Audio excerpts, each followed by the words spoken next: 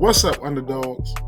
How does a straight-A student, a conference MVP, and a community leader juggle it all? Well, meet Baltimore's own Ny'Ceara Little Mama Pryor, the star athlete who's making waves both on and off the court. From dominating championships to giving back to her neighborhood, her story isn't just about winning games, it's about changing lives. Are you curious on how she's doing it? Well, stay tuned because this young phenom is just getting started. Full Court Dreams, the Underdawg's voice, is proudly sponsored by Rehab to Perform. Are pain or injuries keeping you on the sidelines? Our friends at Rehab to Perform have you covered. Now open in Owings Mills with 9 other locations across the DMV. R2P will get you back in the game and ready to perform. Visit rehabtoperform.com and start your journey to peak performance today.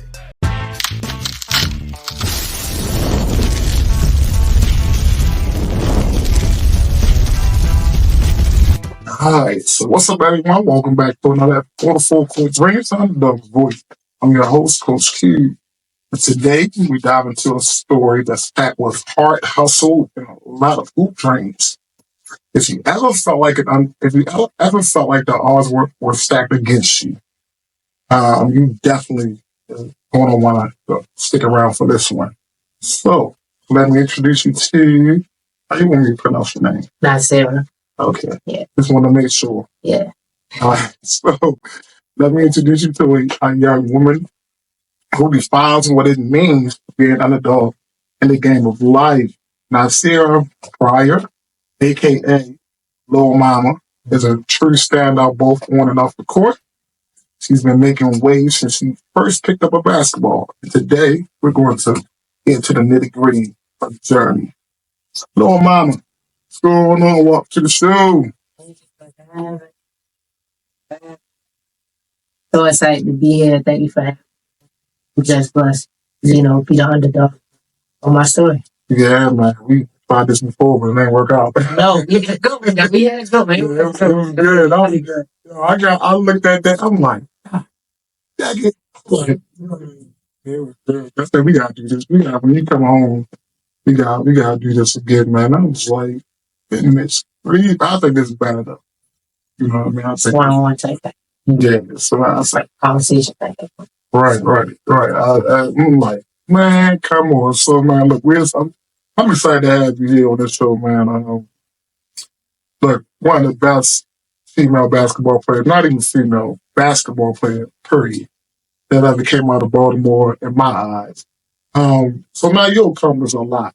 But I got to start with the question that I asked everybody come on the show because it's the underdog's voice. So what does being an underdog mean to you?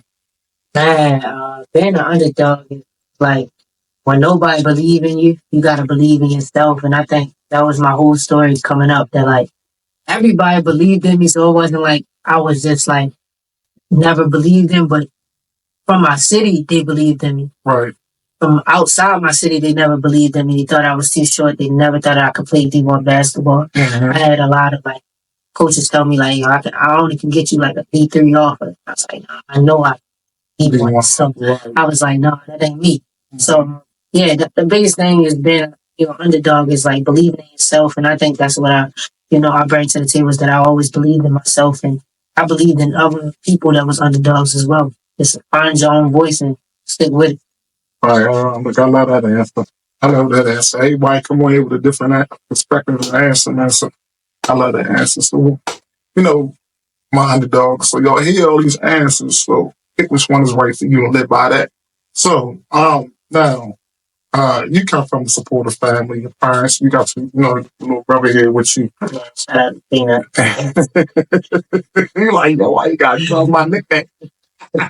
They don't go on his other name. So your parents, Mr. Tamika and Mr. Nathaniel, and your 4 siblings, like I say, want to be with you. So how has your family influenced your journey, both in basketball and in life? Yeah, I mean, they're my reasons why, you know what I'm saying? I go out every day on the court knowing that they behind me 100%, whether I win this game or I lose this game. I know that at the end of the day, I'm making them proud. I was the first person in my in my family to, get the D1 off and stick to the basketball thing, rule or whatever. So I think for me, it was just always, making them proud and knowing that I didn't have to always prove them wrong because I wanted to prove them right. They always believed in me. So that was my biggest thing. But they my reasons though. They really my hearts. And I just thank them every day for like pushing me to get into this level now and continuing to push me. Yeah.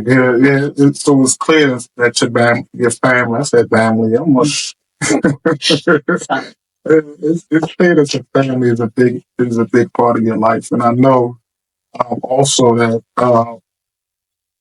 you're deeply connected to your faith, right? So how has being involved with Mount Pleasant Church and ministry shaped your perspective, both on support?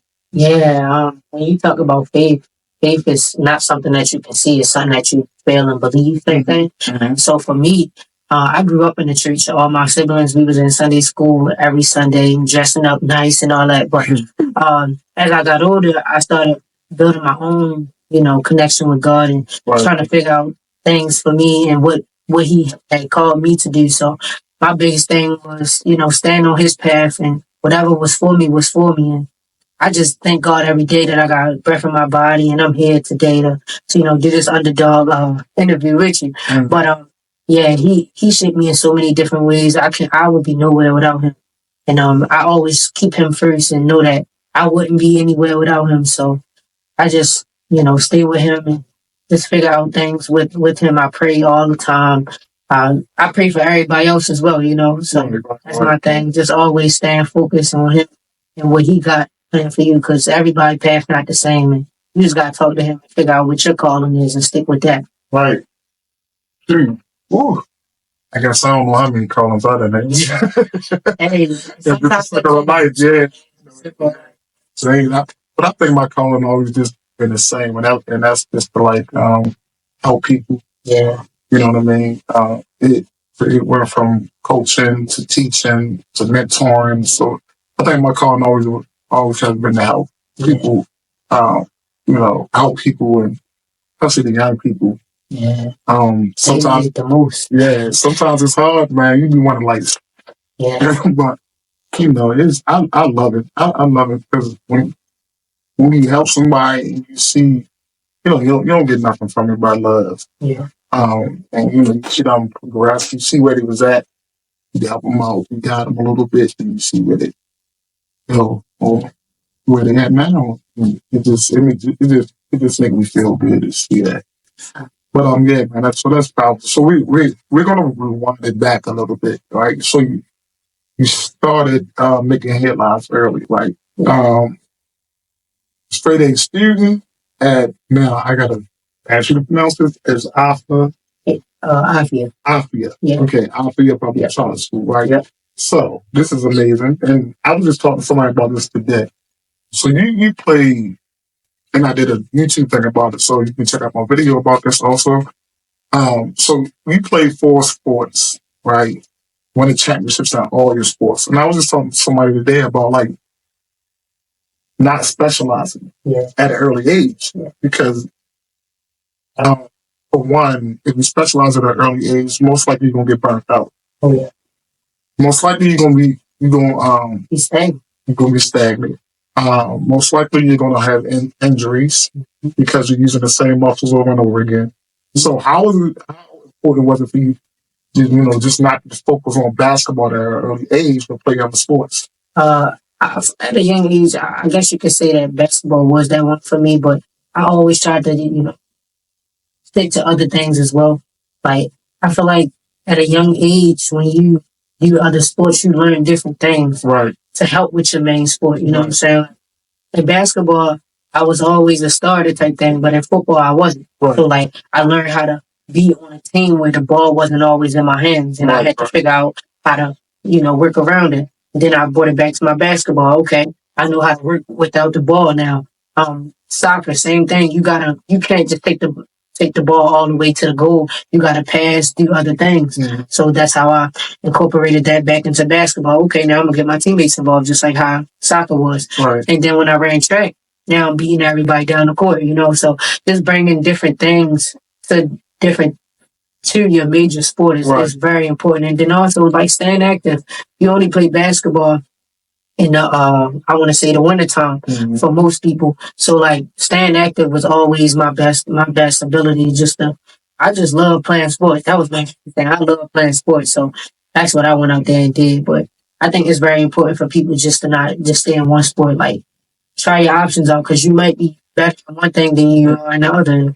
And stick with that one. So. Right, yeah, I remember this guy I was talking about that today about special, and I guess I can understand what I said because when I was talking to this one of my guy that works at the place that sponsored my podcast, so I asked him, he's a physical therapist, and we talking about injuries and all that stuff. So I was like, when do you think a kid should specialize? And he said, I don't think a kid should specialize in the sport. Like, really say, oh, okay, this is the only sport I'm going to play until I get to the 11th grade. Mm-hmm. So that's when it really matters. Yeah. Like, that's when it really matters. I think for me, like, I would say high school type thing because 11th grade is kind of late because that's like your last time of AAU type thing. Mm-hmm. And then that's the last time people really pick their schools 11th grade year, 12th grade year, because so that way they don't got to worry about their senior year. They kind of coasted. Mm-hmm. So I think for me, like high school is probably like after 9th grade year, you got to be like, look, I got to take one sport serious. That's what I'm saying. Yeah. Like take one sport serious. Yeah. But so 9th and 10th grade, because I mean, a lot of people I know a lot of people that's great athletes. Yeah. They still play 3 sports in high school. But I'm talking about, like you said, the one that you like. I want a scholarship for this, but I'm still going to play. Yeah. You know what I'm saying? I'm still going to play practice, stay in shape. I'm still going to play. The other sport, all the way through. Yeah. Right. So the other sport, I'm just going to do it to stay in shape. But this, for specializing, I'm just going to focus on, my main focus is going to be on football, my 11th and 12th grade year. Right. You see what I'm saying? Yeah, that makes sense. Yeah. So that's what he was talking about. Like, when he talked about specialized, okay, I played 3 sports, but I want to go to college to play this. So my main focus is going to be on football. My main focus is going to be he said, by the 11th grade, you should know and make decisions about 11th grade. Yeah, instead of just like, because look, 70% of kids quit basketball by the age of 13. They do. That is a high number. 70% kids that mean only by the time they're 13. Right. And if you really think about it, them 30%, only 2% of them going to college. Yeah, the numbers never lie. So 70% of kids that stop playing basketball like that. Yeah, by the time they're the age of 13, they stop because there's a lot of pressure. It's either the parents pressuring you because they trying to live through you. Yeah. It ain't fun no more. And again, you're just playing one sport. And you're specializing in that one sport, and it might not be the sport you like, but the parent like, no, you're just going to play baseball. Like, but I don't want to. Kids ain't going to really. It's hard for kids to have that conversation because they don't want to let their parent down. Yeah. So it's hard for them to say, look, I don't want to play baseball no more. I want to try another sport. Yeah. You know what I'm saying? So at a young age, that's why you let your kid pick. Because I saw one time, it was somebody that parent was just always on. I mean, on them bad. Like they had a bad game and their parents would yell at them at the end of the game. We in 6th grade. You feel me? We in 6th grade. But it's like when parents put that much pressure on them, by the time we get to high school, they don't even want to play no more. You know what I'm saying? So that pressure that parents, I know they want to see their their kids succeed, but you gotta be patient with them. You know what I'm saying? Like you gotta let them have their own decision. Like everybody can't be a LeBron James and his son. You know what I'm saying? Everybody can't do that. So if you play basketball, let your child figure out if they want to play basketball, if they want to play lacrosse, let them play lacrosse. So yeah, it's just be patient with them. Yeah, you really gotta be. Yeah, like my daughter cheerlead when she was young, when she was like 3 or 4. Mm-hmm. She was cheerleading. Yeah. Then our brother was playing basketball and football. Right. So when our brother was a football, he played football first, and then I was like, when he got a little older, I said, "Why don't you try basketball?" Because he tried basketball at first, but he didn't really like it. Then he tried football. He was like, "I don't want to try basketball," so I put him in I-9. Mm-hmm. So when he was playing basketball, my daughter was cheerleading for I-9 because they had little cheerleading things. So my daughter, while I told her, she's like, "I want to play basketball." Right. So I'm like, "All right, fine." She played basketball for a couple of years. And then her team split up. Once her team split up, ain't nobody on that team played basketball again. Dang. And I'm telling you, if they would have stayed together, they would be the best team in Baltimore. Because my daughter can shoot a tail. I got a spell where my daughter is working out with a high school girl and ain't missing no shot. She ain't missing because that's all we should do was phone shoot. Yeah. So she'd come on one dribble pull up, boom, one. And her thing was she'd get in the corner. Mm-hmm. She'd wait for the ball. And her thing was she would up fake you, one dribble pull up and shoot. And always make that shot. Always make that shot. At that point. Right. And always make that shot.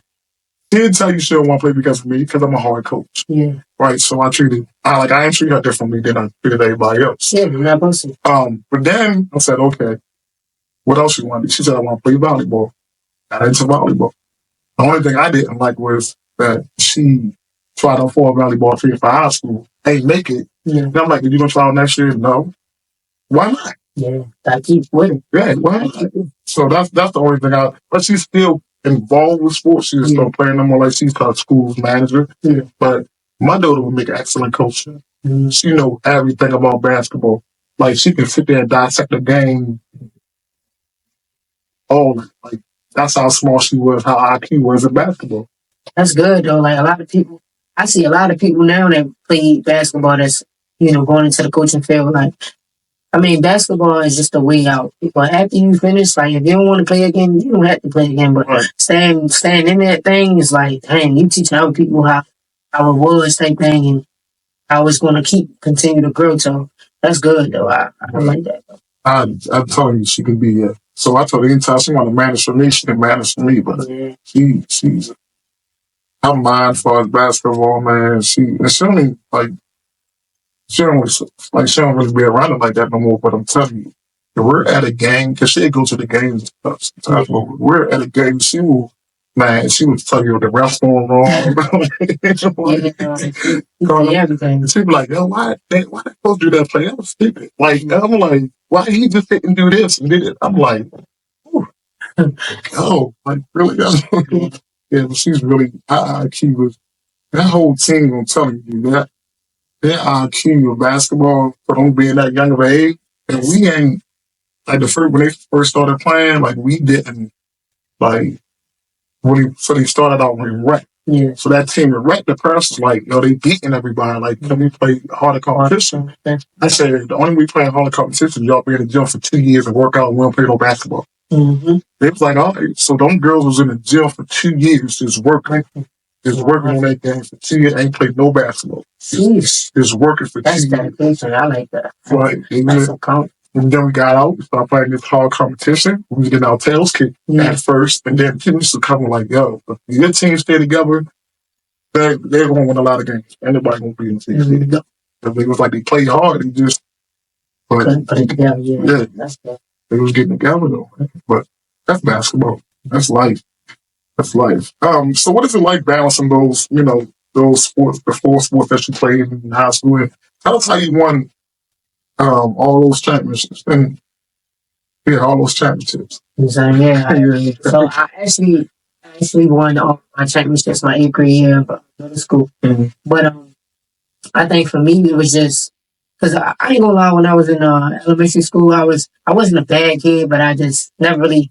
It was just elementary school. You just do your own thing. Right. And people would tell you all the time, like, Coach Scott, I started with him in 4th grade. Mm-hmm. And I had this bad attitude because I played with boys. So, like, I saw their body language and stuff like that. So I thought, shoot, I'm the nicest one on the team. Like, no, you can't mess with me type thing. Like, I was never this, like, now, as humble as I am now, I wasn't like that in 4th grade. So Coach Scott, first game, he hit me like, yo, we don't do that around here. Like, he sat down the first game. So, like, for me, that's where I wanted to play 4 sports. That's when I was like, all right, when I get to middle school, I'm going to play 4 sports. Mm-hmm. But then that's when I kind of felt the humbleness start really sticking because, like, I always was the best one on my team most of the time type thing growing up. So, for me, it was just like, take your time with it, but be patient with it. Right. So, and I think that's where the humbleness came. But I think winning those 4 championships kind of showed me that, like, you can really ball. You can really do a lot of things that you put your mind to. Right. If you really put your mind to it and you put Christ first and you really do your thing, and really believe in yourself and believe in your teammates, believe in what your coaches are saying, you can do anything. And then balancing the basketball with the academic part, it just came natural after my 6th grade year. I was like, look, I want to be perfect and everything. Right. I want A's. Like, I remember calling my mom, like, yo, I got a B. Like, don't be mad at me, but I got a B. And it was a B plus, and like an 89.9, but they didn't want to wrap it up for me. And I was like, no, I got a B. And then like, but that's where the perfection came from. So winning all 4 sports and then getting straight A's was just like something that I wanted to do. Like, if I put my mind to it, I'm gonna get this done. I'm a perfectionist, so anytime I do, like if I score 30, dang, what? My highest score right now 28, right?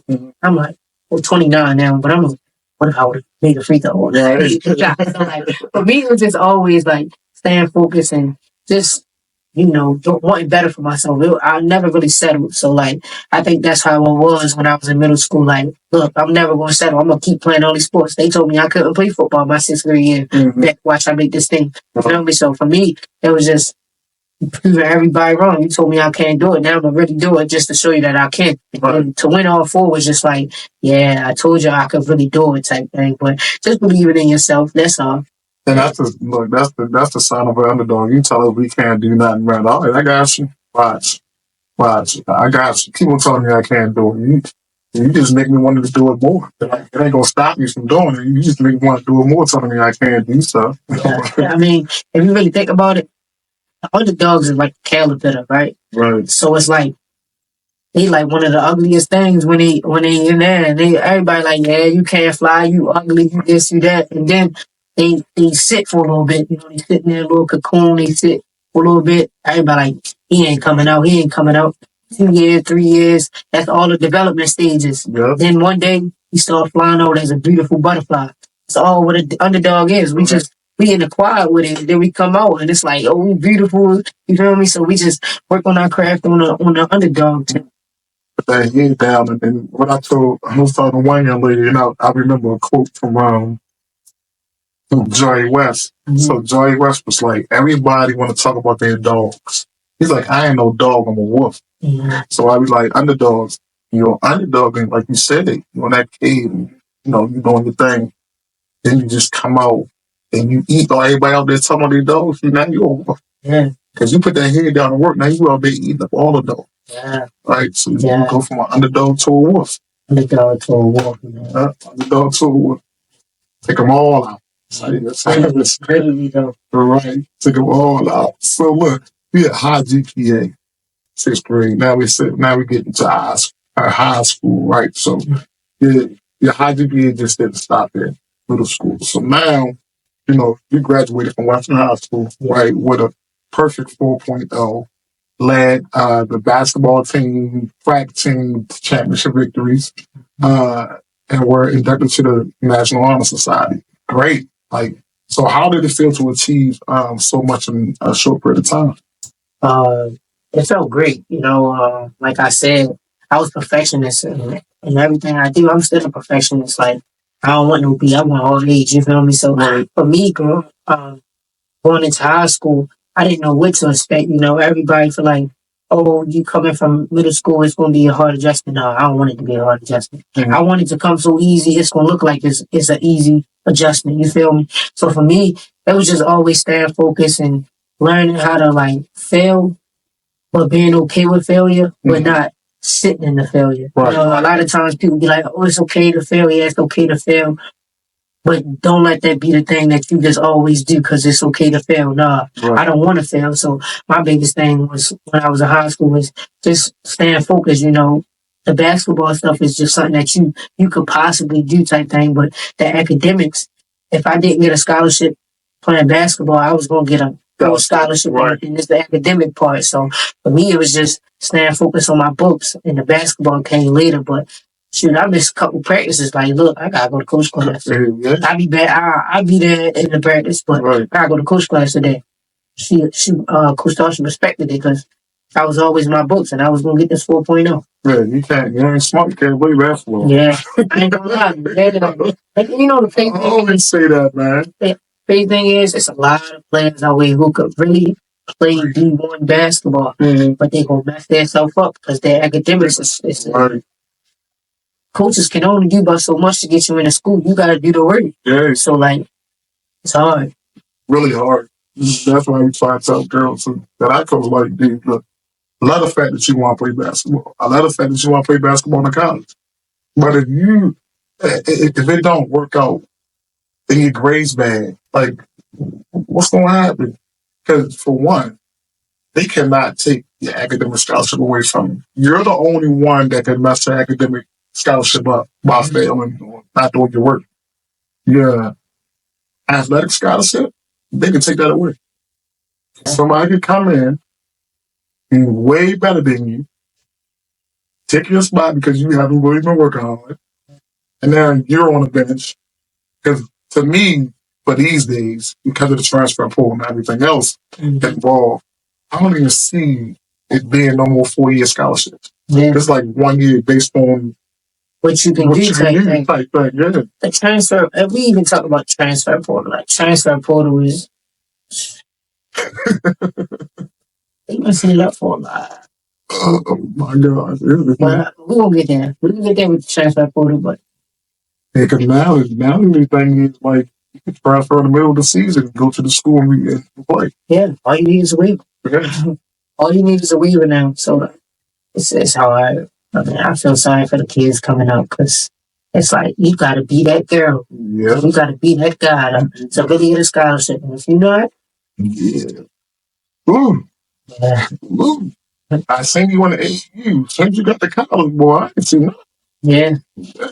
I ain't seen none of that. Yeah. I don't think, like, people take that much for granted, yo. And I'm like even now, for my high school girls, like, I got a lot of youngins coming in. Like, and they hungry. Like, I got some freshmen coming in. I got 10th graders that's transferring. And then, so we have summer workouts. So you get 3 weeks of summer workouts. Guess who showed up? Guess who showed up? Them youngins showed up. Guess who didn't show up? Them older. Them juniors and them seniors ain't show up. They feel like that spot's there. It's not like that. And I told her, like, yo, I thought my standards are high, dude. Your spot not safe. Yeah. I said, well, I won't have a young team in here, and I don't really put 9th graders on varsity. But I'm like, if I have to, all y'all seniors and juniors will get cut. And I will run with these dogs and look, this is what happens. So they played against me. So the little young was like, Coach, can we play against them? So I was like, yeah, go ahead. I said, I want you to play them 94 feet. Hack them. They D like you never played, man. When I tell you them old girls was crying, stop hacking me. Stop. I said, really, yo? Really? You crying? And them kids will go out there and do exactly what you said. Yep. The ones you need. Yep. The ones that step, hey, we went through a brick wall right now. Right. No problem. All right, Coach. Man, they went out there. When I tell you they put pressure on them, like, I don't know what, one of them juniors. Yeah. They put pressure on them juniors was crying off. There's one junior, she was crying, but she was killing them. She was breaking their, my little point guard. Yeah. She was breaking their breath. They was trying to double team her. And she's just that quick. She can handle the ball real fast. So she was just killing them. But she was still crying, like, y'all gonna stop holding me and fouling me. And then, but Ny'Ceara. So I had Ny'Ceara playing. Ny'Ceara going to college next year. So Ny'Ceara was like Ny'Ceara knocked the little girl across the court. Yeah. So I'm expecting this little girl to be like, yo, I ain't doing that no more. Yeah. So our glasses fell off. Shorty picked up her glasses. Her parents were sitting on the side. Shorty picked up her glasses, like, gave it to her parents, then went right back out there and got a Ny'Ceara face. That's what I like. They got right back. Like, I ain't backing up. Yeah. So you knocked me across the floor. Yeah, that's what I like. I ain't backing up. I'm coming right back at you. Now what you got? You know what I mean? Like, you can hit me all you want. Cause Ny'Ceara was like bullying them. Like, yo, get your whole tail off. They kept on pressing up more. Yep. I said, that's exactly what I like. But these juniors out here crying like, what's crying for? Who do you think I'm gonna put in the game? Them dogs. Them dogs. Like, they ain't even afraid to go out there and get up in somebody. Cause my thing is, especially with my defense, I need you to play up on the ball. Don't worry about your help. Because everybody's in gap. I don't deny the ball. Everybody's in gap. Because we try to stop and drive. So everybody's in gap. So you're already in help position. So play tight on the ball because you already got your help position. Yeah. Just play tight on the ball. Last year, I'm like, yo, get up. I'm like, get up. Like, don't be scared. Right. Get beat. That's what your teammates are there for. Yeah. So it's just like, these little young ones, No, they go hard. Man, they are. I don't know. Them COVID kids ain't. I mean, I was one of the cold kids. You know, I was. But you was older, but you know, Frank COVID kid.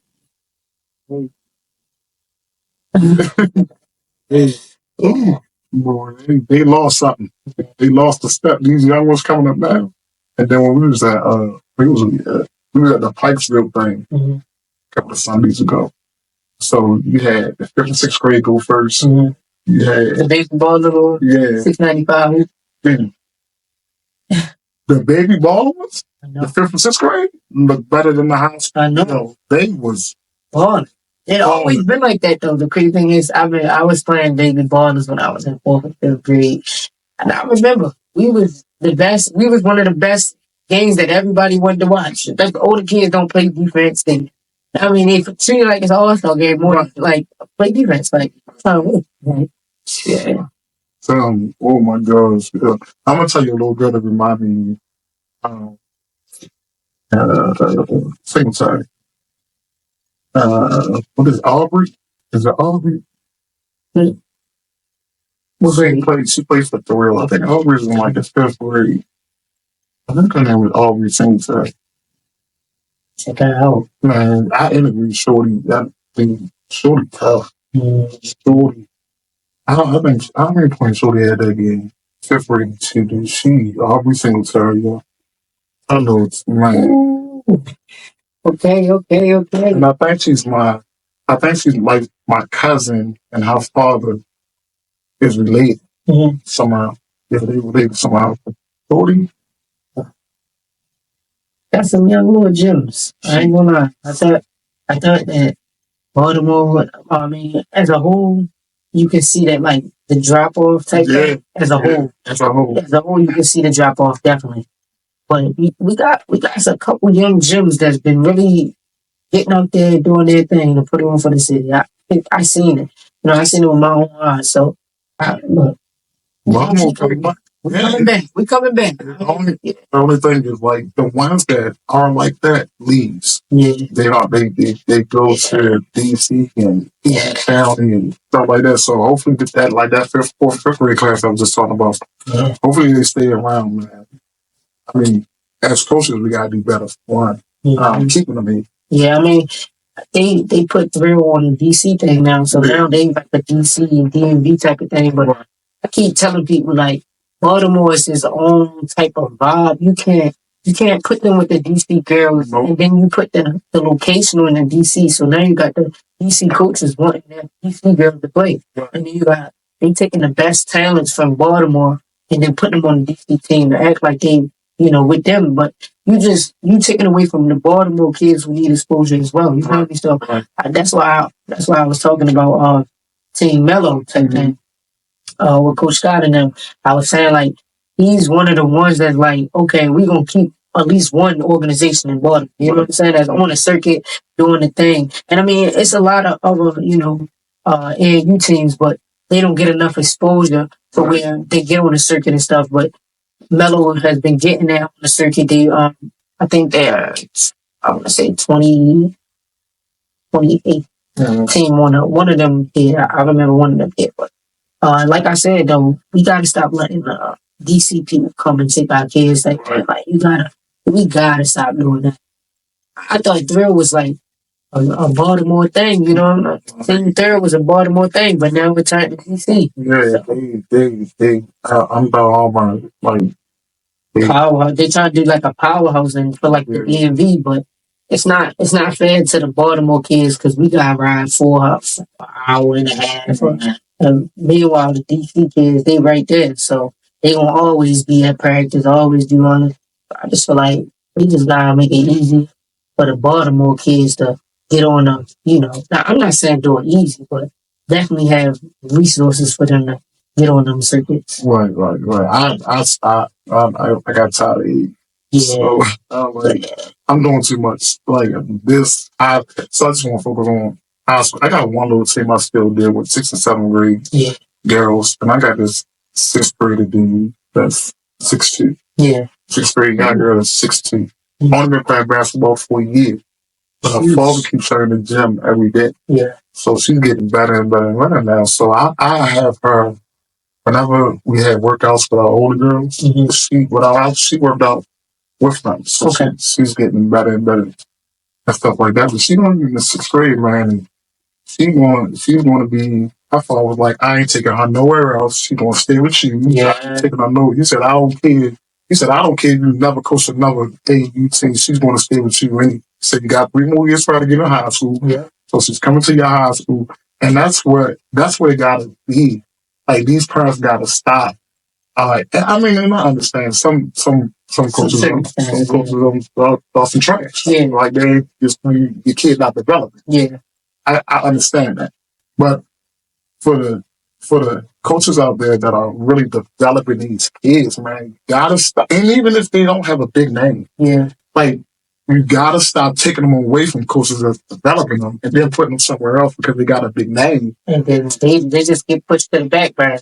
Exactly. They don't really care about the kids. Right. They don't care about the kids. Right. They care about the people that got names. And I tell you all this time, like, anybody can coach teams where it's a whole bunch of people that know how to play basketball. Exactly. Anybody know how to coach people that know how to play basketball. Right. But I want to see coaches that don't have people that know how to play basketball yet and develop to basketball players. Yeah. Right. Come on, y'all gotta stop doing that. Like, I be saying a lot of coaches like, oh yeah, we winning this and that. Yeah, y'all got a whole bunch of people on y'all team that know how to play. Right. You know what I'm saying? Like, and then you got teams that don't know how to play, but you only beat them by 5 and 6. You know what I mean? So, like, you can see the development happen one place and not the other. So it's like, you just gotta have coaches. You gotta know. You gotta do your research on people. Oh, yeah. You gotta know who's doing development stuff and who being detrimental to your kid. Yeah. So, yeah, that's the whole thing, man. So I just like, and that's what I really focus on. I told my kids all the time, yo, I can care less about one of the age. Okay, I worry about the development because with the development, the wins are going to come. Yeah. So the win is just a byproduct of the game. Like, you cannot determine the outcome of a game. Ever. You can never determine the outcome of a game. So I'd rather for you to be fully developed and at least have a chance. The first, like, every team, from my AAU team when they was young, my girl, they was getting, every tournament we went to, we was getting blown out. And they was like, can we go here? I was like, yo, sure. They was like, yeah, so we got to work hard. So we first played local, and we went out spooking up. Got our heels smashed, man. This was like from 10th grade year. Yeah. 11th grade year came. Oh, you wasn't born as well. Yeah. You wasn't in that team. I'm gonna say about 8 of them went to college play basketball. Dang. That's good. That team developed, and more would have went, but they decided to go because of academics. Yeah. They decided to take the academic scholarships because they were smart kids. Yeah. But they developed together for 4 years. That's good though. Like, people fail to realize, like, I watched a lot of programs that I grew up, like, you used to blow them out. Then they come up and they beating us type thing. Like, you can see the development happening. Like, dang, like, these kids get better. So, like, just trust in the process and, you know, just be that one that put your head down and just do the work type thing. You ain't got to post. You ain't got to do all that other stuff. You know you in the gym work. You ain't got to post that you in the gym. I would say development is the number one thing. Like, even with high school, man, I tell kids quick, this is my standard. If you don't like my standard, you can transfer. Yeah. Because I don't have a problem with development. Yeah. If I'm one of them coaches that got a problem with development, don't know how to develop, they're not like, no, can you stay? I'm not the type of coach that be like begging kids to stay in my programs. Like, yo, see you, like, I can develop her. Like, she got a better attitude. She's more coachable. Yeah. I guarantee you in a year she's going to be better than you because she's listening. She's more, coachable and stuff, and she's going to learn fast. Yeah. So I'll be like, and take the grass green on the other side. And guess what? I don't even put them to the side like that because they still come to me. If I say, yo, you got any offers yet? Nah, all right, look. Let me call this coach. Yeah, he tell me, and you ain't been in my organization for 4 years. Like, but I still, anybody that ever left my organization, I don't problem feelings, bad feelings. So, like, sure, you decide to go. I wasn't looking. Yeah. So go. But if you're about to graduate high school, and I'm saying, like, I know you, you're a good kid and everything. So I got this coach, he looking for some kids. Yeah. And you're a scorer, and he got kids, but he wants somebody that's willing to come in and score. Yeah. Small college, NAIA college, you don't got no offers right now. Yeah. And the kid will turn us down. Yo, that's really like, sometimes you gotta be real with yourself. Like, not like, I always was like, yeah, I want to go D1. But if I ain't had no offers, I ain't gonna lie. I'm calling up the coach like, look, I need something. You're not about to tell me that I can't. You gotta go D3 if you need to. You gotta go NAIA. You gotta go JUCO if that's the point. But people be so into that here, like, oh, I'm better than that. Well, obviously you're not. Exactly. Obviously you're not. Right. You gotta be real with yourself. Like, obviously, not to say that you're not, but right at this moment you're not. You don't have no offers, and you've been being patient too long now. It's over. You gotta get somewhere. You gotta take it. And my thing is always this: go where people want you, because that's where you're gonna play. Yeah. Go where they want you. Like, and I tell my girl, I said, like, so if you talk to a coach, so if you talk to 5 coaches, 4 of them calling you every other month. Yeah. But you got one coach calling you every week. Like, yo, how you doing? How your grades doing? How you working out? And I'm just calling to see how good you. Go to that school. I don't care if that's a D3 school and the D1 coaches what them D1 coaches just calling you every other month. Yeah. But that D3 school is on you like that. Yeah. And it's cause they need you. Right. They want you in, they need you type thing. They know they see a potential. As far as the D1, it's like, all right, I'm gonna grab these kids. If you really think about it, if you look at a D1 program, only a couple kids play. Right. That's like 7, 8. Right. Rotation guard wise. Right. And then you got the post, they be in and out type thing. The post got their own rotation. But that guard play only 8 to 7 people play a game, and it's 15 of them. You feel me? So it's like, bro, like, you gotta be real with yourself. Like, do I really want to sit there on the bench because I'm at a D1 school? Like, all right, I'm at a D1 school, or I want to play at a D3 and do my thing. Right. And like, playing at a JUCO, playing at a D3, playing at a D2 do not mean that's where you have to stay. That's not where you have to stay. That's just being in this moment. I'm a cook. Right. In this moment, I'm gonna do my thing. If that opportunity presents itself, I'm gonna be ready for it. You feel me? When that jersey get called, I'm gonna be ready for it. Right. Somebody called my phone and said, "Yeah, I want you at this D1 level." I'm ready now. You know? Right. It's all about just cooking in the pot. Because right now, college coaches, they're looking for experience more than anything, because the atmosphere now is we gotta win now. So that's why with the transfer portal, they go in the transfer portal first. Mm-hmm. They go to JUCO second. Yeah. They go to high school last. Yeah, last. Unless you're a top 100 girl in the country, they're not recruiting high school kids. And then if they do offer you, it's like this. Yeah. Do you want to come to this school or not? Because if you don't, I'm going to this transfer portal. I'm going to pick this thing. Yeah. Never forget, I was in my recruiting process. I called the coach like, hey, I still got that offer. Nah, I'm going in the transfer portal. Dang. But like, it go like this though. And that was during COVID where like the transfer portal had just started type thing. Right. But nah, man, it's like quick of an instant. Like it goes fast. You gotta be, and I'm not saying commit as soon as you get an offer. I'm not saying that. But be mindful of the time that you have that is so short. Yeah, because they ain't the only one that got that offer. Yeah. They offered 4 or 5 other kids. They offered 4 or 5 other kids. It's a numbers game. They just waiting to see who gonna commit first. They only got 2 scholarships, but they gonna offer it to 8. Yeah. You feel me? Yeah. Whoever the first 2 it is, because once they offer you, it's like, I'm not gonna say no type thing unless I get a scholarship away. So yeah, you gotta be ready for it though. Yeah, it's tough. Basketball's a tough world, man. But I mean, if you do it right, man, you don't get no problems if you do it right and stop listening to the wrong people. Literally. Y'all be listening to the wrong people, man. I'll be like, oh, 40.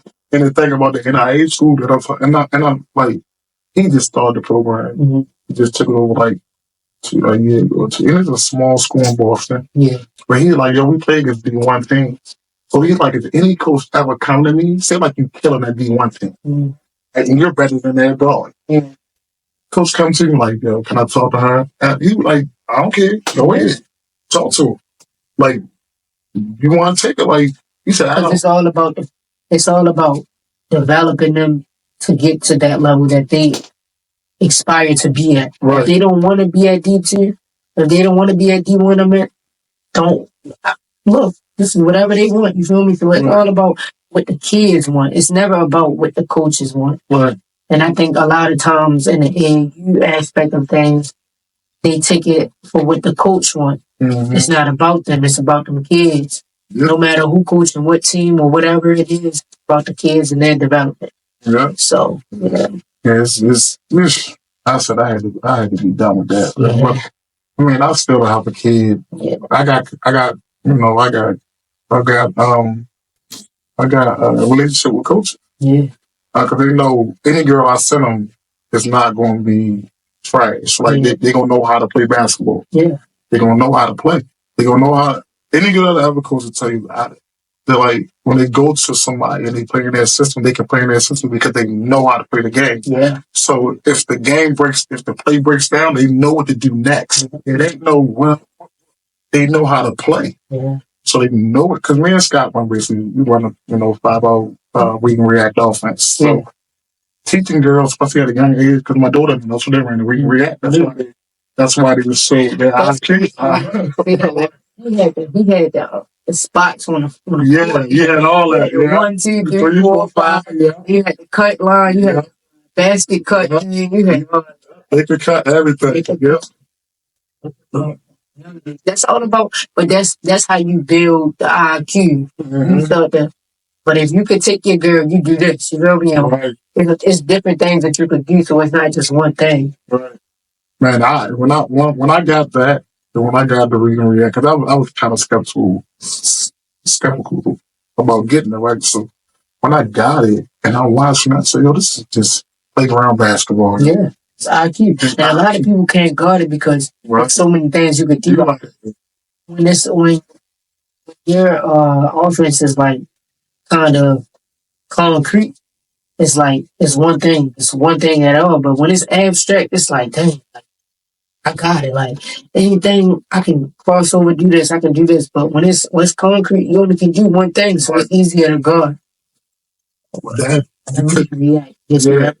I scout it, yo. Because you don't know what they're going to do. Right. Every play is different. Like I might pass the ball, screen away. I might pass the ball, slip the screen. Yeah. I might pass the ball 2 times. The girl might cut down. Yo, we used to do this play every time. It was me, Ny'Ceara, and Gavin.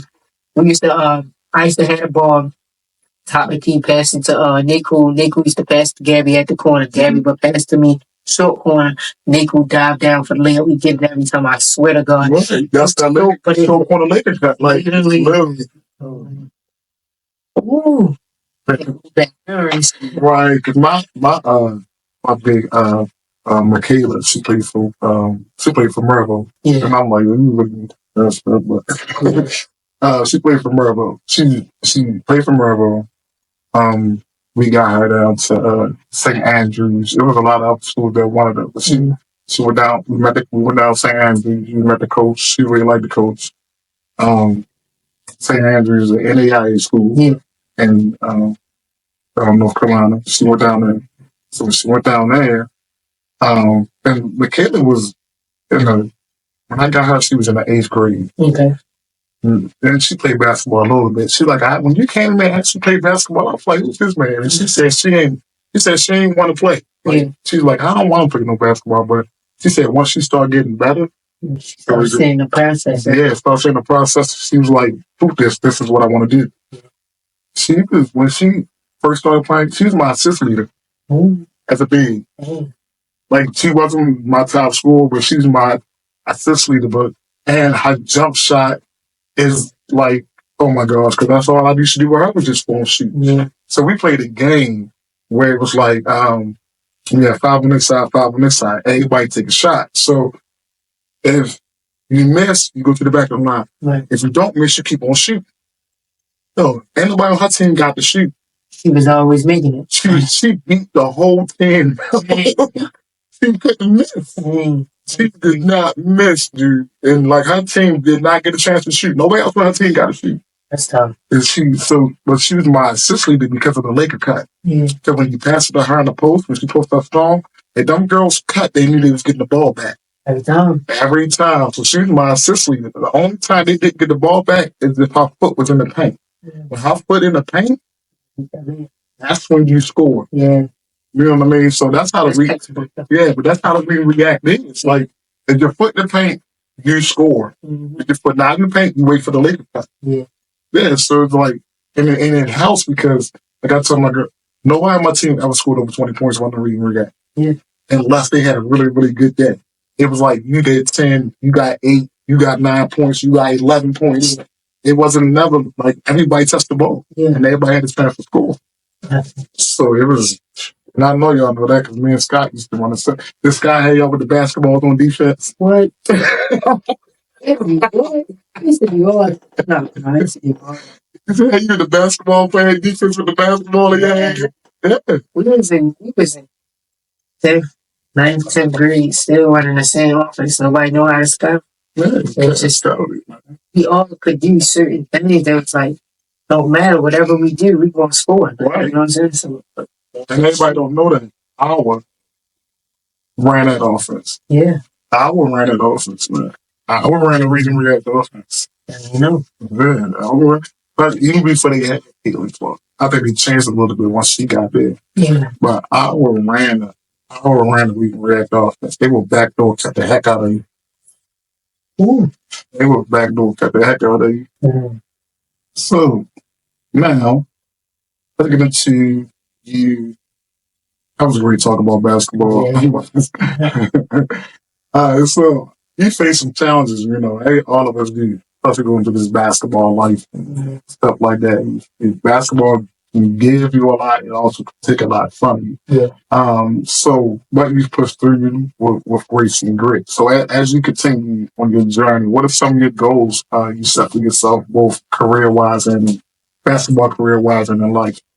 I think the biggest thing for me is being successful. I just always tell myself, look, you can be proud of what you put yourself in if you are successful, you know what I'm saying? And I tell people all the time that who you are is not valued by what you do as your performance. It's, you know what I'm saying? It's really about who you are as a person. So if I leave college with no accolades or anything of that nature, but I came out as a better person, I feel like I used my time wisely and I became a successful person. Okay. You know, so my biggest thing is being successful, but being a better person while trying to be successful. Right.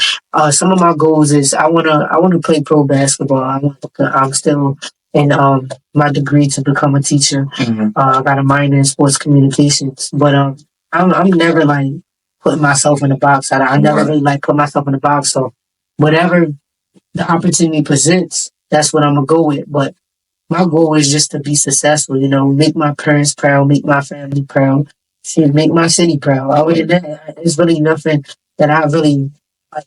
I'm like, look, my goal is to get to the pros, right? Mm-hmm. But other than that, it's like whatever I do after that, whatever, you know, my life take me, I'm willing to do it. You know what I'm saying? So yeah, that's what I believe. That's what I'm going to do. I think you'll be good for the pros. Yeah. I really think you. I mean, artists, to me, like, you know what really made me mad this year about the pros, though? Like, how you take the second leading scorer and NCAA history, and she don't make the pro. Like, she don't make the pros. Like, and to me, it's like it's all a politic thing, right? So it's like nobody really knew Deja Fair until this year, until they start posting her stuff. But she been a scorer. Right. She's been doing her thing for 3-4 years. Granted, did she get drafted? Yes, but then it's like I got heartbroken because it's like you call somebody's number just to not keep them. You know what I'm saying? And then I feel like, all right, the aces dropped it, but somebody else could have picked it up. Right. Yeah, some of these teams need to go like that. Yo, for real, like no, for real. And we really think about it. a lot of them need. Yes. A lot of them could use her. Yes. A lot of them. And so, I mean, my biggest thing is, look, I look at her like, dang, like you could have did it, but I know you won't get back there one day. You know, it just wasn't her time. But I also feel like it could have been her time, but she got people like Angel Reese and Caitlin Clark who already named my faces. They was guaranteed. Right. You know what I'm saying?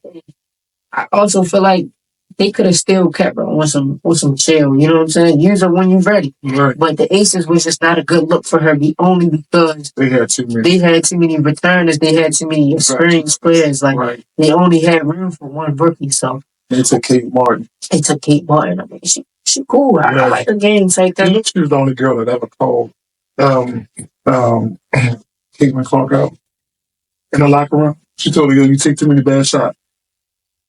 She was the only one that called out. I mean, that's what you need, though. You need that, though. Like, I mean, and Caitlin probably respected her right after that. Like, and it's nothing you can say. Like, all right, hey, yeah, you do.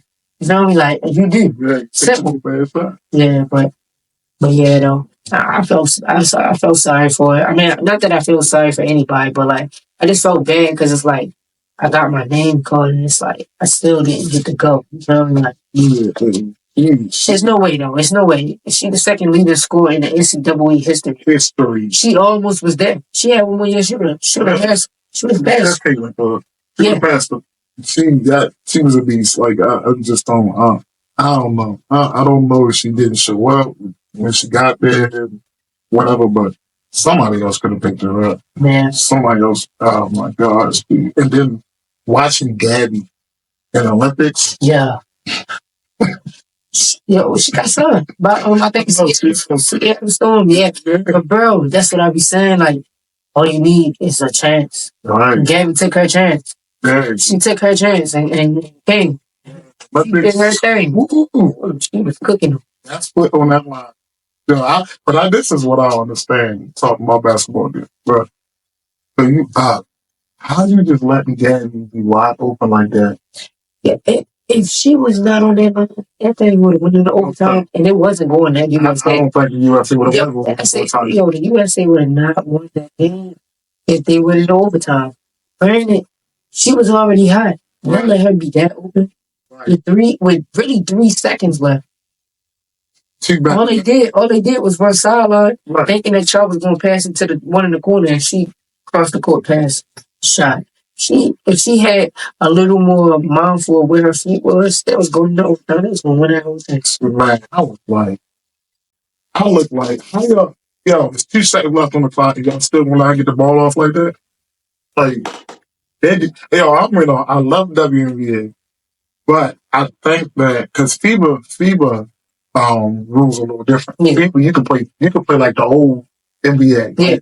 Like touch and like, cause we can play tough this season. Yeah. And so it's different. So when you get back to America, they play tough, but they don't.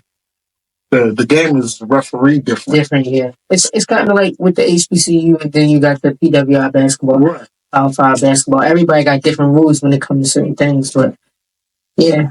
So I don't think they was used to that aggressiveness. Yeah. That the man and the boys side. Because it's like one touch and you're a foul. I feel like that's so weak. Like, do you really like? So, I mean, even when I played more, right? I was like, man, you get the one hand touch, and I'm waving them off like, yo, get off me, type. But that's the way they can play. Right. I was like, dang, I would love to play like that. I'm 94 feet in somebody. Right. You know me? But when you at the NEC or you at different schools that's not HBCUs, it's like, dang, like this is the way they play. Like I can't touch it. Right. Like, but in Baltimore, that's all we did was. That's all we did. Oh yeah, I'm here. I'm like, you feel me? So that was like one hut. Right. The next one is a hot stove. You gotta get up. I'm like, dang, like, yeah, it's milked down. Though. It's definitely milked down. So when France brought that aggressiveness, and on both the man and the woman's side, it was like it seemed to me like they was like, what the freak? We ain't expect this. Yeah. And France was like, no, we bring it. Man, it was. I was like, yo, the ref, you ain't gonna call it. Yeah. They ain't calling that. That's not what they do. Yeah, so I think they kind of threw them off because to me, the women's, and some of the men, like their defense wasn't that good that game. Their defense wasn't that good that game. And I'm upset because the US ain't play. They didn't play Jason Tatum. Yeah. I was mad about that, dude. But why though? Like, I don't know. My thing is Derek White. Okay, he on the same team, right? But he get more time than him. I mean, don't get me wrong. I think that Derek White did good. Yeah, he did good sometimes here and there. But I feel like Jason Tatum did deserve to not play half of them games. He is the highest paid basketball player in the NBA right now. Yeah.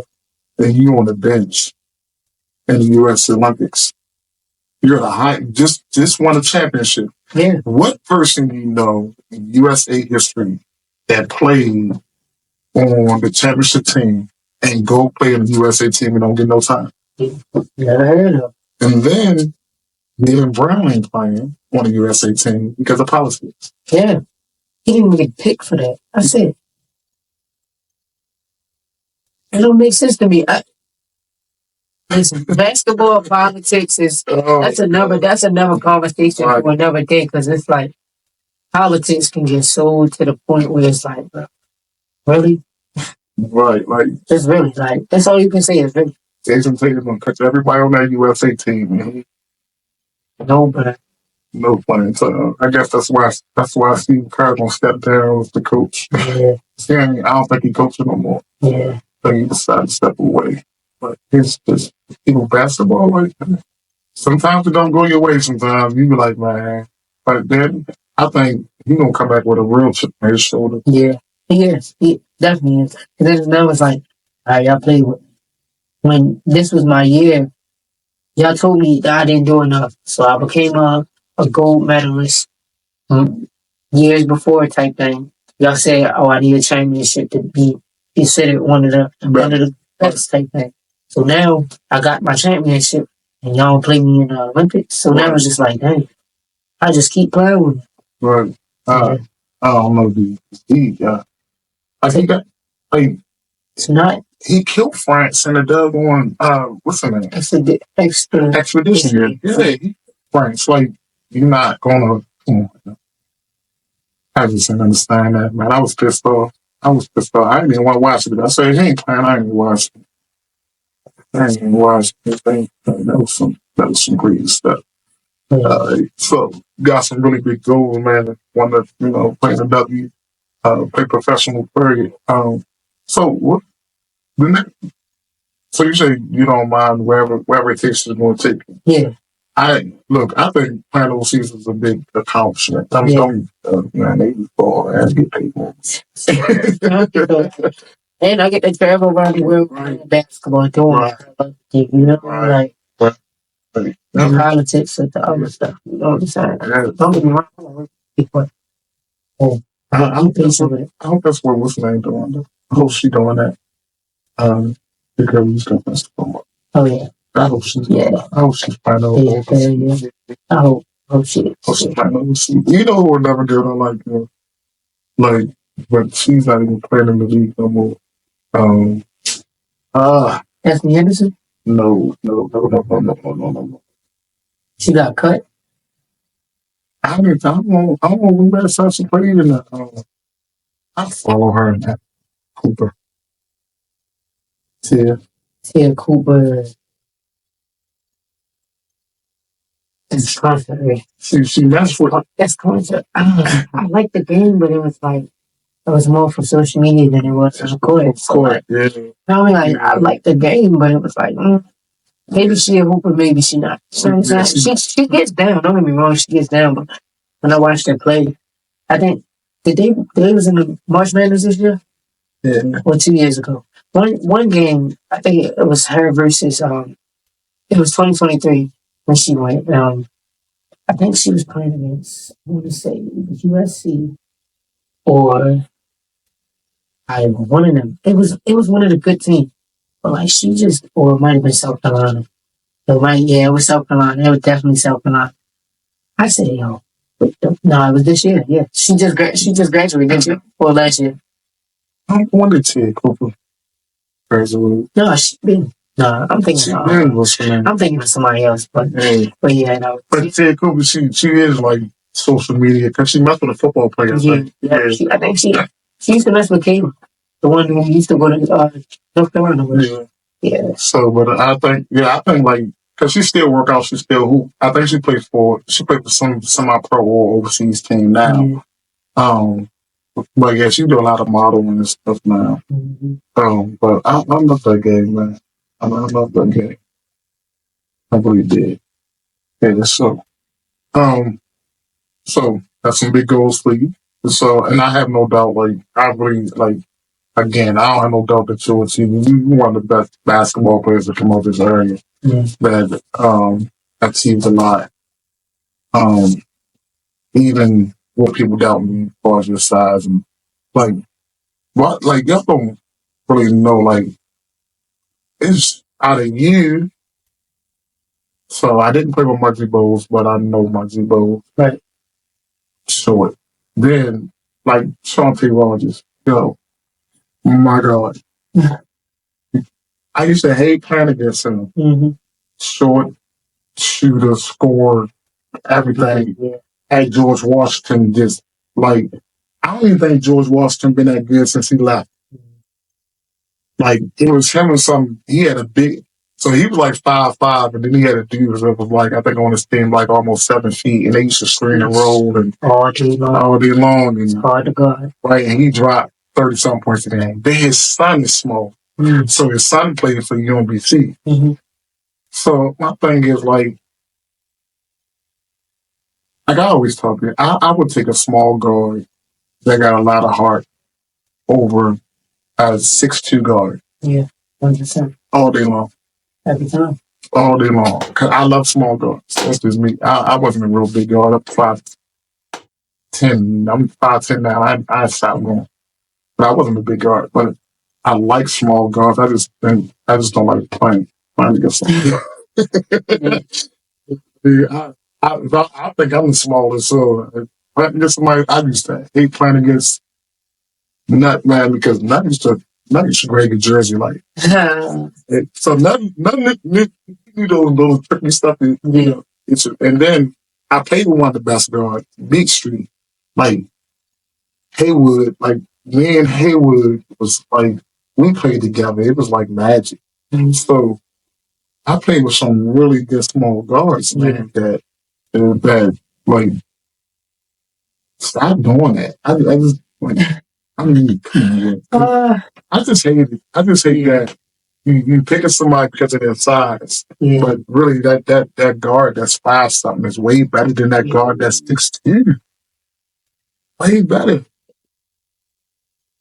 Way better than that guard that's 6'2". People want to do that thing every time. People always want to. Hey, let them do it though. Right, because I used to hate that, man. So that's why I'm Underdawg. That's why I love the Underdawg.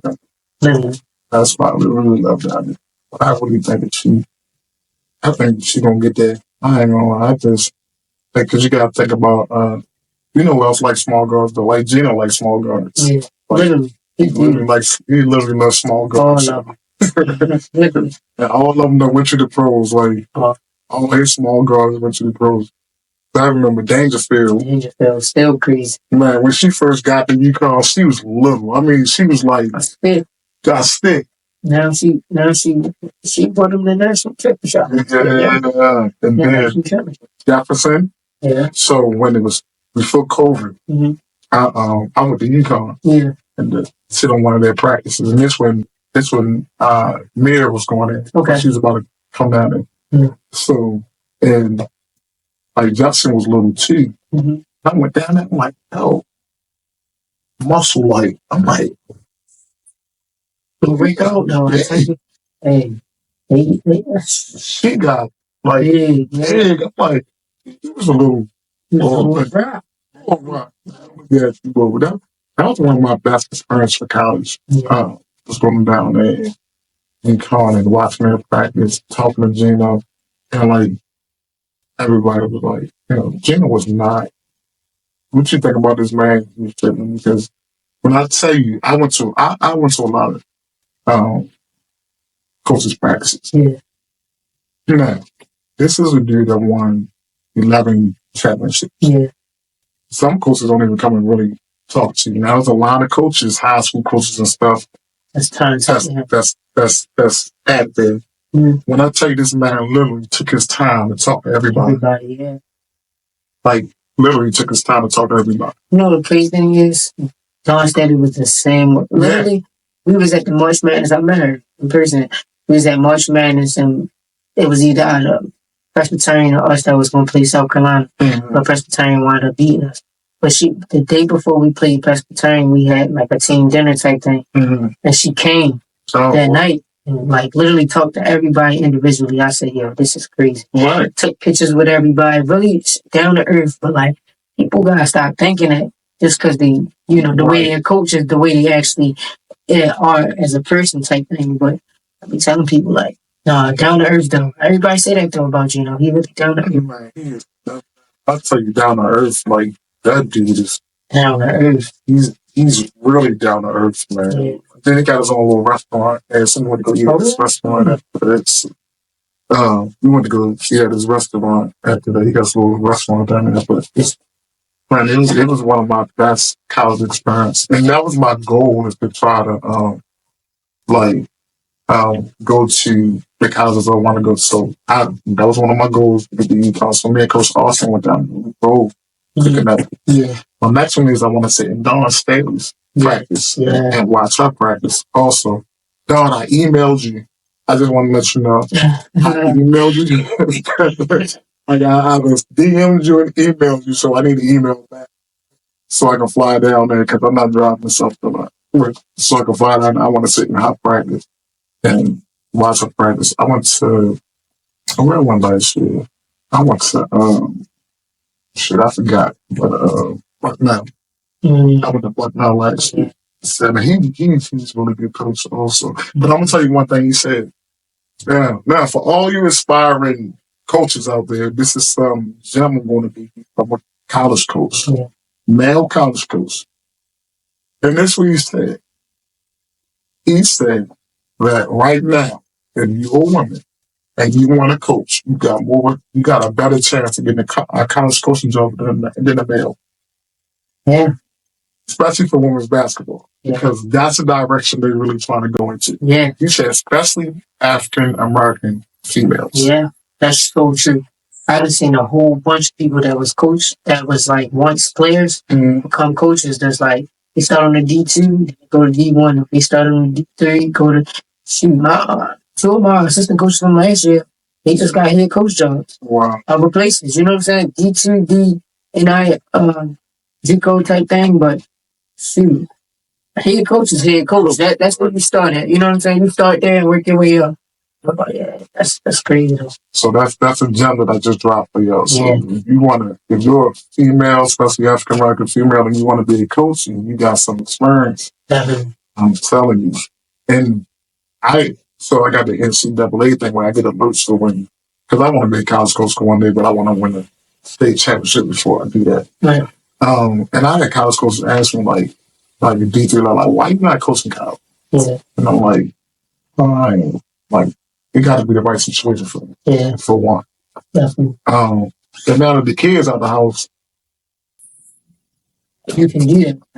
You know what I mean? Yeah. Kids getting older, they out the house, I can do that. But so if you want to be a college basketball coach, young ladies, I'm telling you, this is the right time to do it. It's the right time to do it. So, really right time to do it. So, again, that was achievement. All right. So, before we wrap up, I want to ask you, so what advice would you give a young athlete who might be facing their own struggles and whether on the court, in life? One thing I would tell y'all is be patient with yourself. A lot of people think about the future too much. Be where your feet are. You know what I'm saying? Be exactly where your feet are. Look forward and know that you are on the right path. A lot of times people feel like, oh, I'm not on the right path, or they looking beside them to see that person is ahead of them. You on your own path. Stop looking at everybody else and saying that they approving, you approving in your own way. You just don't see it. You just don't see them hops that everybody else doing because they got bigger hops. But them small steps going to take you a long way. You know what I'm saying? Because them big hops, they going to get tired after a while. And your little steps going to creep up on you, creep up on you. So one thing, just be patient with yourself and be where your feet are and believe in yourself. Prove the right people right. You know what I'm saying? The right people are the ones that want to see you succeed, that believe in you, believe in your ability to do anything you want to do. Stop trying to prove everybody wrong. You know, a lot of times I got caught up in that too, you know, proving everybody wrong, proving everybody wrong. But whole time, all I had to do was believe in the people that believed in me. You know what I'm saying? I used their words to push me to be better. So just believe in yourself and, you know, take whatever path it is for you and choose the right people around you too. A lot of times, the community around you are the ones that's making you succeed. They're the ones that want to see you succeed. So don't if you got them friends that you know you hang out with here and there, but eventually they fall off. Right. They can't reach the altitude that you're reaching at. So you got to be able to differentiate between the group of friends that you need, the group of friends that you want, type thing. Other than that, I would say just be patient. Be where your feet are and just take time with life in general. Life is a bunch of opportunities for you. Don't think that one thing is just your calling type thing, because like you said in the beginning, you had multiple callings. Right. So really, and everything was still that core thing that you was helping people out, but really just take your time with it. Just breathe, type thing. Be with your feet up, and understand that your life isn't about the wins and losses. It's about who you are and who you want to become. So be who you are. Be who. Wise words. Wow, wise words, little mama. Look, I already done crowned her. I'm gonna crown her as until it's somebody else that I sing. Like I'm gonna crown you in this generation, the basketball player, this last generation that come out of out of Baltimore. So clear the first alphabet crown on my head. So nobody else matters. No, but I didn't watch this girl play. Now we got Noah Mora. Yeah, that's my guy. She's that. Yeah, my coach was talking about it too. So shout out to you. Yeah, I interviewed her at the thing. So she's funny. She's like, man, I don't know what I do. I said, you play too much. So she go holler. So I asked her a question. She said, can't nobody stand in front of me? Like do it. Can't nobody stand in front of me, so I can't. And I'm like, okay, all right, Paul. Hey, man. Hey, stand in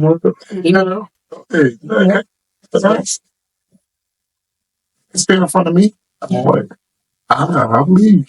I believe more. Proud more. Yeah. She really that way. I'm proud of her. She be on here. She be on. Gotta get her a date.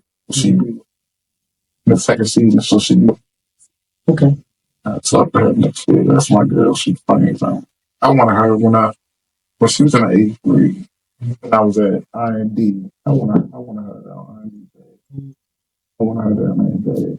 And that's all I get. And IND, I told IND shut down every day.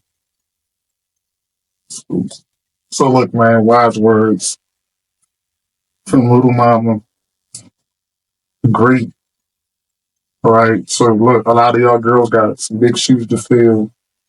And they some hard shoes to fill, not just because she's a ball player, but because she's real, like real person. She gives back. Matter of fact, we didn't get a chance. So we didn't really get the chance to talk about it. And that's one thing I wanted to talk about, what you giving back to your city things. So talk to people before we get out of here. Tell people what you do as far as giving back to your community. Yeah, so this spring I gave a camp for my community. I want put my girls, basketball girls, like look, I was like, I want to do this camp for my community, so I did that. But a lot of people thought that the money that I had made for that, I was just going to put in my pockets. But I had used that for my backpack drive this year. I did it in August, beginning first week of August. I did it, gave away a whole bunch of book bags, free school supplies, food, everything. Face painting, kids was so happy. So my biggest thing is giving back to my community, giving back to what, somebody gave to me once. Wow. So just, I just always like to, give back and keep people on the right path, talk to them, tell them have a good school year and stuff like that. Pushing peace, pushing positivity. So yeah, man, look, and that's the whole thing, and that's like I tell my girls, like, when you come back home, like, get back, because I don't really want to like dismantle my whole agency. But my girls like coach, well, when we graduate college, then we're running, we're coaching, we're running. You just make sure that all the logistic stuff is done. Yeah. But we're running organization. Yeah.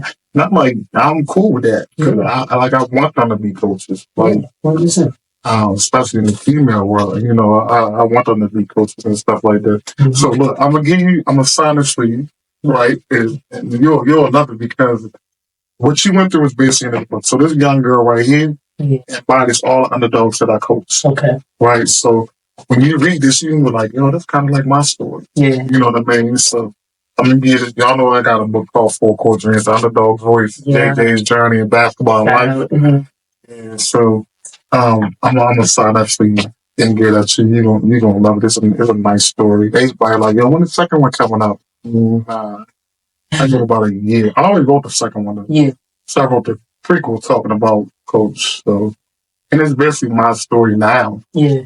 And how I felt about coaching and stuff like that. So you'll get just stuff in it and stuff like that. But it's just really good. Well, top. So you're the point guard. Yeah. You got 4 other people to pick from, professionally, college, and you might say, what was the next 4? Who's the next 4 coming up? With you. So you're the point guard. Okay. So who's the next 4? I'm going with my Baltimore girls, I got Angel at the 5. Okay. Angel at the 5. Jayla Battery. Okay. Got at the 2-3. She'll be 2-3. Uh-huh. Gabby at the 2-3. She'll be 2-3. On my 4. I'm picking all Baltimore guys. I pick I can remember all guys, for real. I go either Marnie. I either go Marnie, Cam, them sisters, right, or I go Nani. Okay. Dang, I got a whole bunch. I got Des too. You going to Bowie too? Yeah. Bowie or Nani type thing. All of them could really be on the thing. Listen, I can remember a whole bunch of them.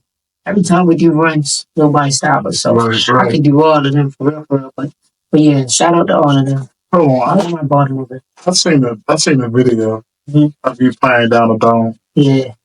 And that I can't do that. I can't even mention that league. But you just down there playing without. How was that?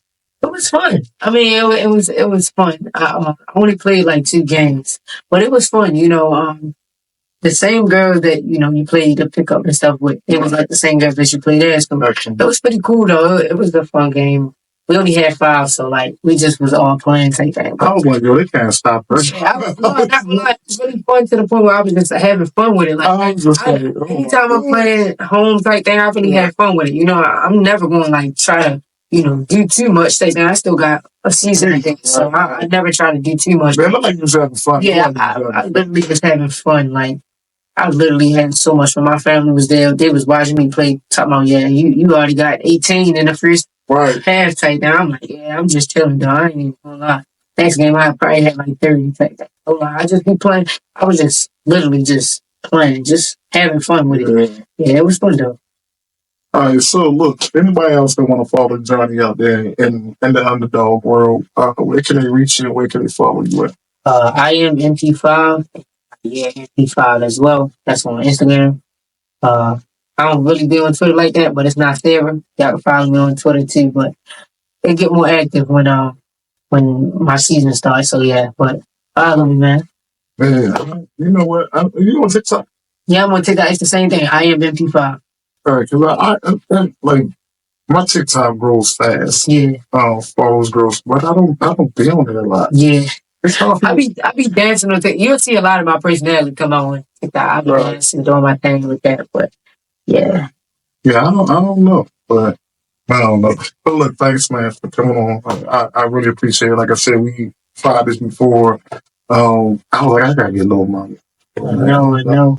I gotta get on the show, and not because you're the greatest, but because I know your story. Yeah.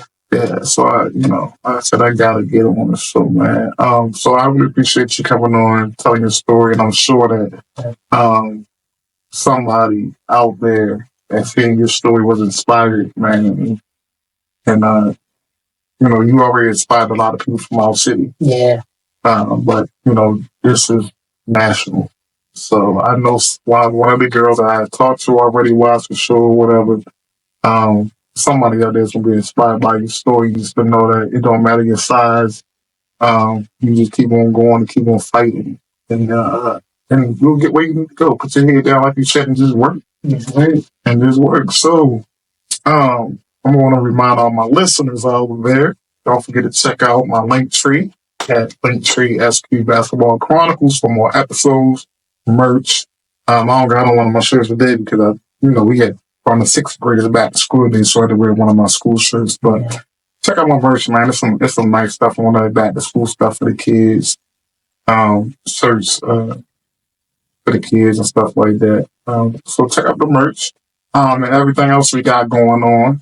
It's all in one place. So I don't gotta go and type in all these different, all my Instagram stuff, Facebook, my blogs, all of it at the link tree. Just go to the link tree, one link, and click, and you'll find all of that. Also, I want to ask you a question. So, what do Underdawg means to you? So, for my listeners, drop your thoughts down in the comments or hit me up on social media on any of my social media platforms and let me know what does being an underdog mean to you. So, with that being said, we're here with Lil Mama. This is your Coach Q, and we out.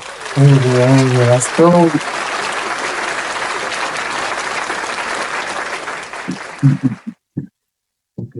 Good.